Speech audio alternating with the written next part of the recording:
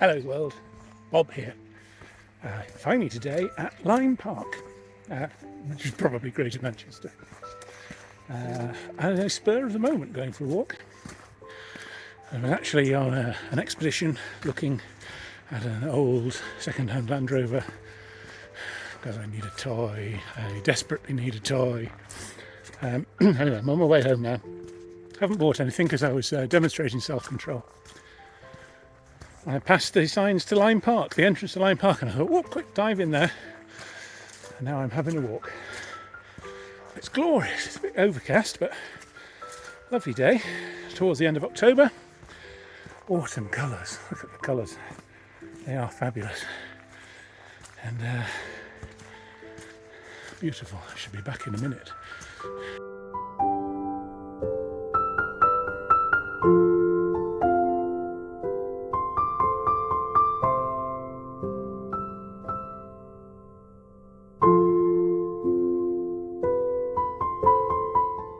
So if you're unfortunate enough to have ever watched any of my videos before, you might gather that I'm on a sort of voyage of trying to decide at the moment if I'm autistic on top of everything else. Reading up, trying to recognise things, because one of the things by the time you get to the mid-50s is that you've masked an awful lot of the behaviours and things. So as I say, I went today to look at this Land Rover. And I've been looking for a while. We decided we should get one for various reasons. I've had one in the past, and really mostly just a classic car toy type of thing. Anyway, there are so many combinations of what you can get and different ones and this, that and the others. Wasn't sure what to get, and then I spotted this advert for this one, and it's sort of 95% of what I thought, including being basically the same age as me, which was a factor I found strangely appealing. And I realise now, obsessing about this thing. And it became, I was attaching to it before I'd even actually seen it, before it was any idea that it was mine, before I'd even decided whether or not to buy it. I was obsessively attaching to it and starting to panic that it might not be available anymore, that somebody else might buy it or something like that. And just for clarity, I haven't bought it today. Doesn't mean I'm not going to, but I haven't bought it today. And I believe that's one of the autistic traits, is this becoming obsessively attached to things like that. I don't know. What else? Let me think.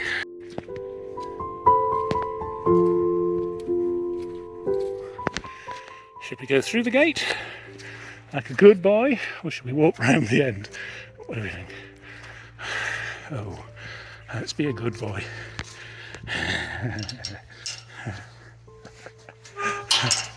It's quite funny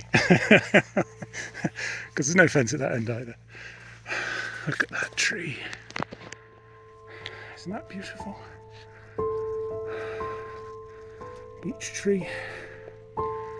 Oh yes, another possible trait.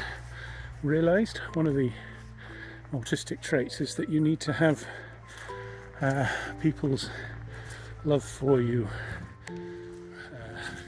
repeatedly expressed, reinforced, so that, yeah, I don't know how to put it.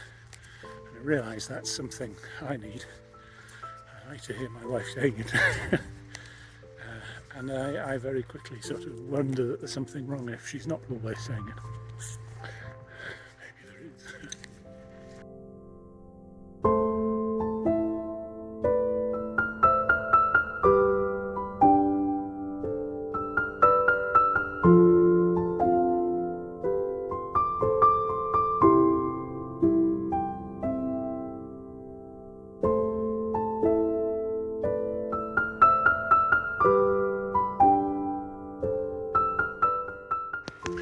So this walk I'm doing today is only a mile and a half round trip up to this thing called the Lantern on top of the hill. And it is a beautiful, beautiful autumnal day. See, I don't know if the colours come out properly on the camera, but it's beautiful. Oh, here we are at the lantern. Yeah, I'll show it to you properly in a minute. But once you get up here, the view's quite good. That's Lyme Park, the house down there. And it's just glorious today. Look at the trees and the colours. Hang on, I'll turn you around so you can see properly. There we go, the lantern. Looks like it probably had floors inside at some time. Doesn't anymore. But yeah, wouldn't it be good to have a garden that big and so much money that you could just build curiosities in your garden? Up the stairs. In we go. Nice and green in here. That's the roof at the moment. It's dripping. Drip, drip, drip. View out of the window. Back to Lyme Park. Splendid, isn't it? You'd come up here on a quiet day, followed by a retinue of servants. Sit there with your little tea, cup of tea, little table, look at your house. Not bad. So why does it matter that I recognise in myself my tendency to obsess about things? Well, there's a lot of stressful things going on in my wider circle at the moment, but this Land Rover, I used to have a Land Rover, I'm being told I can have another one now.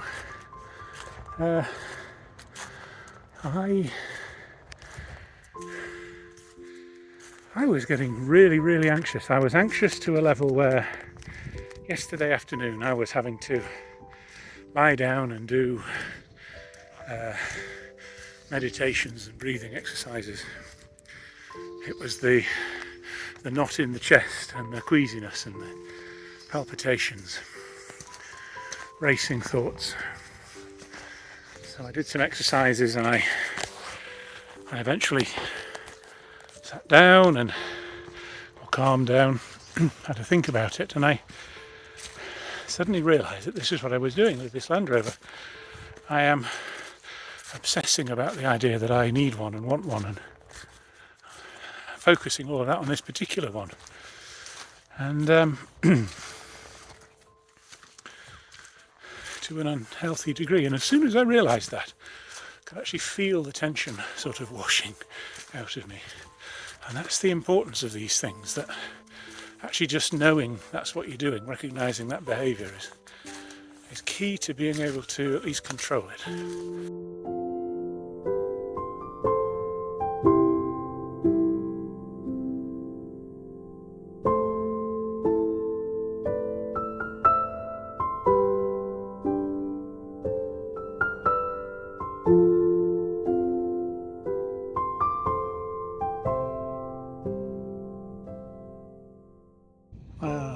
Look at this view now.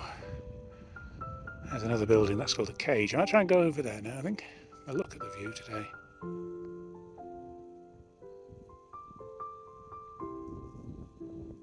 Brilliant. So I think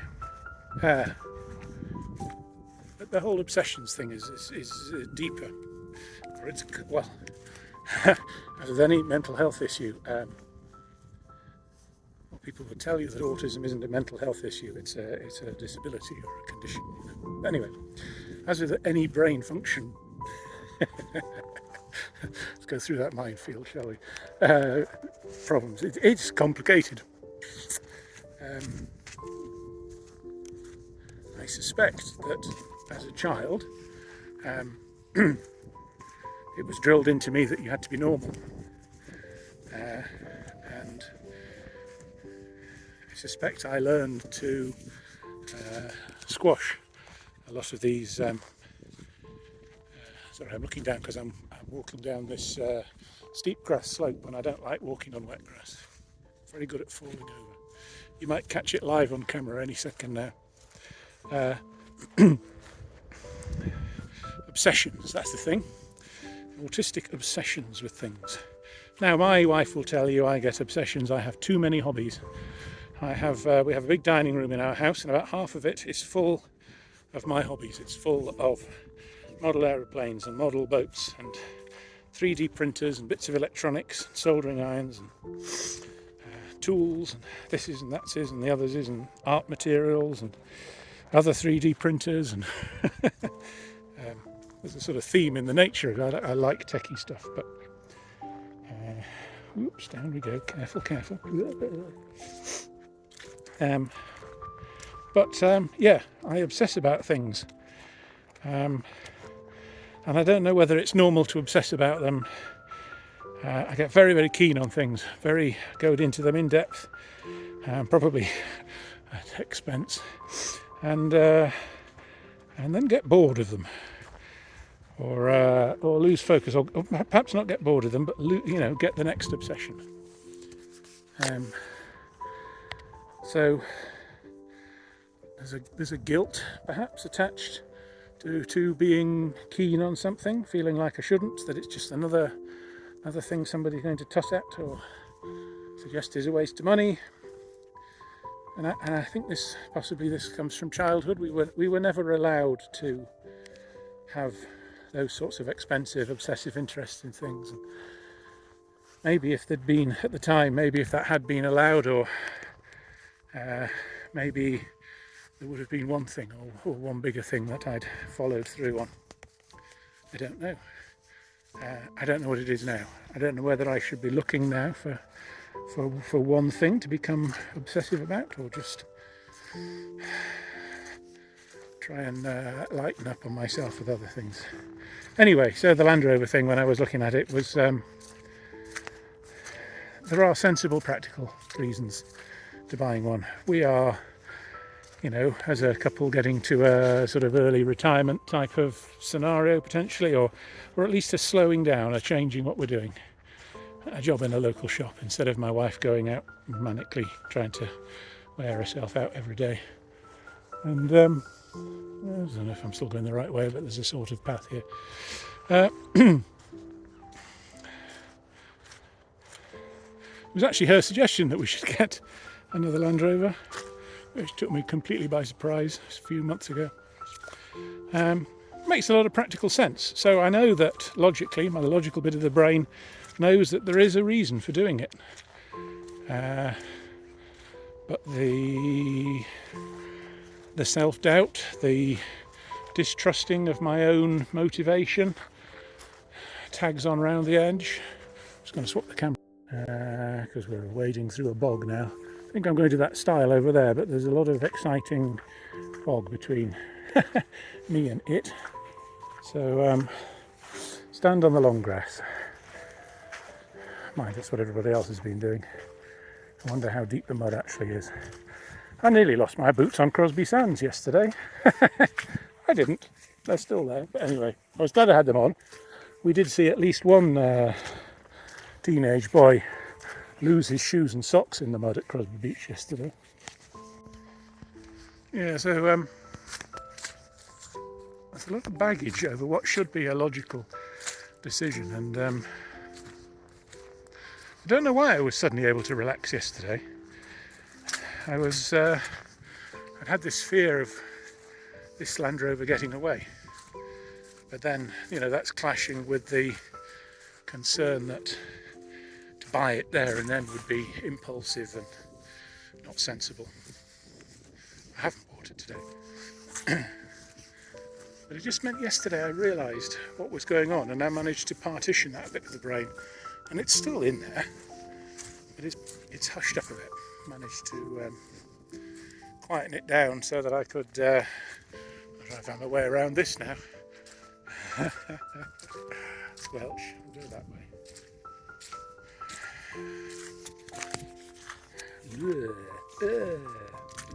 Over the stile. I haven't got my selfie stick today, can you tell? Over we go. Elegant fires. So yes, there we go. I don't know what I'm trying to say about this, other than I feel like I'm making progress, generally speaking, in sort of matching my behaviours and patterns and things to lay down models of conditions of autism. And I think if you're in the same position as me and getting, a bit older like I am, I'm going to be 55 a week today. 55. Anyway,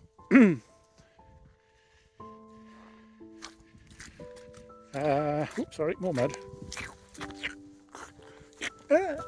Right. Yeah. Just because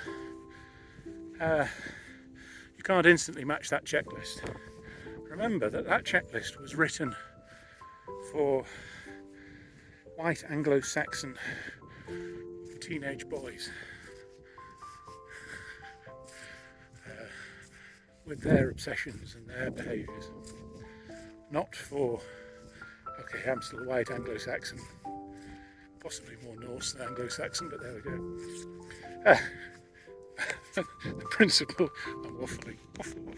Yeah, you might be able to tell I'm on a slight high after visiting this Land Rover.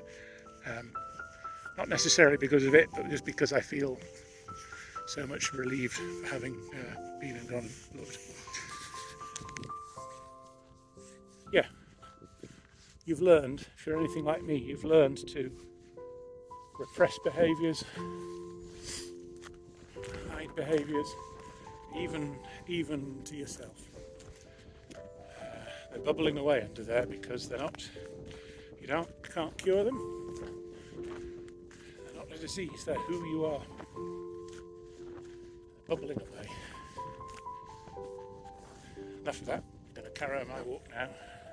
I'm headed along here and then I'm going to hang a right over to there. Can't cut across because it's a deer sanctuary apparently. Anyway, I'm trying to walk distances, so I'm not going to go down that footpath and back the other side. I'm going to walk round the long way. Now, I know this shouldn't surprise me because we are in a deer park, but can you see him?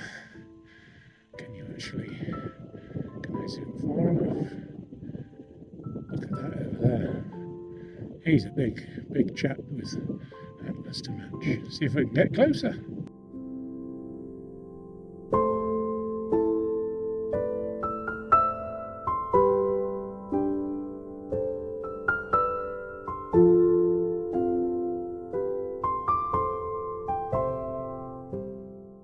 I don't know whether the camera really picks this up, but that's Manchester in the distance, and it's raining in Manchester.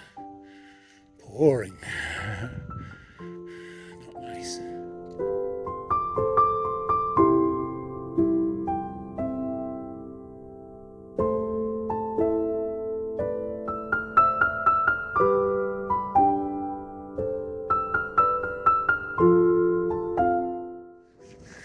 Here is the cage. Funny name. Doesn't look like a bad place to be kept.